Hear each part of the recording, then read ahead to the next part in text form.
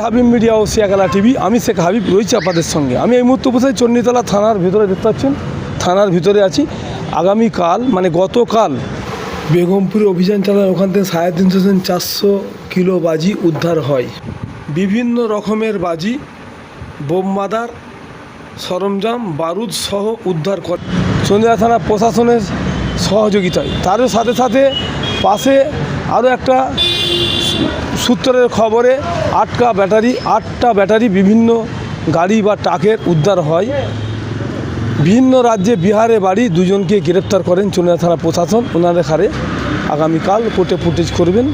কি বললেন আমাদের চণ্ডীতলার এসডিপিও তমাল সরকার, তা আপনাদের দেখাবো বা শোনাবো। আপনারা ভিডিওটি শেষ পর্যন্ত দেখুন, বেশি বেশি শেয়ার করুন, আপনাদের মূল্যবান মতামত কমেন্ট বক্সে জানাবেন।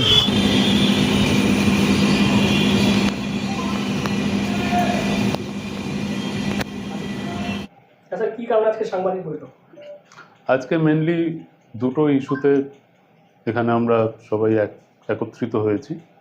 প্রথমত, আমরা সকালে একটি গোপন সূত্রে খবর পেয়ে বেগমপুরে আজকে আমাদের চণ্ডীতলা থানার পুলিশ আমরা সেখানে রেড করি এবং সেখান থেকে প্রায় 450 কেজি বিভিন্ন রকমের ইললিগাল ফায়ার ক্র্যাকার্স, যেগুলো অবৈধ বাজি আছে, সেগুলো আমরা সেখান থেকে উদ্ধার করি এবং এর সাথে রাজু নাথ এবং গোবিন্দ অধিকারী নামে 2 জন ব্যক্তিকে আমরা ডিটেন করি এবং এদের এগেনস্টে আমরা একটা সুমোটো কেস আজকে আমরা রেজিস্টার করব। এটা 1 নম্বর। এবং 2 নম্বর, গতকাল রাত্রে আবারও একটি গোপন সূত্রে খবর পেয়ে আল্ট্রাটেক সিমেন্ট কোম্পানির কাছে থেকে একজন ব্যক্তিকে আমরা অ্যারেস্ট করি।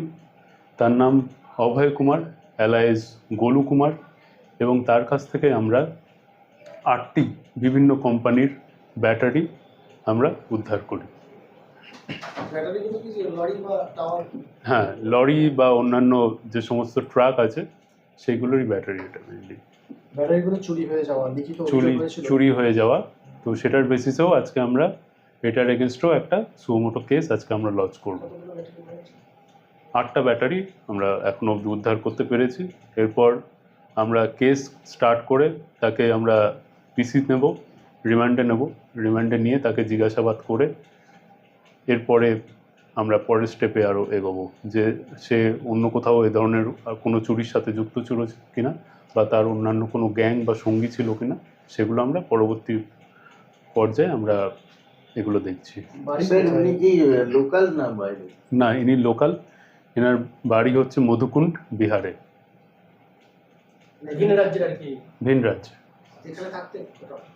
সেটা আমরা এখনো অবধি এটা আমরা পরে জানাবো। এটা আমরা ইন্টারোগেট করে পরে আপনাদের জানাবো। এটা বাজি 350 কেজি তুবড়ি, রংমশাল 30 কেজি, হাওয়াই রকেট 25 কেজি এবং চরকি 45 কেজি, অ্যাপ্রক্স 450 কেজি বাজি আমরা উদ্ধার করতে পেরেছি। আগামী দিনেও চলবে। আপনারা জানেন, মানে আমাদের প্রায় প্রতি মাসেই এ ধরনের অভিযান চলে। তো যখনই আমরা এই ধরনের কোনো খবর পাই, তো আমরা সাথে সাথে সেগুলোর বিরুদ্ধে অ্যাকশন নিই। আগামী দিনেও এটা চলবে।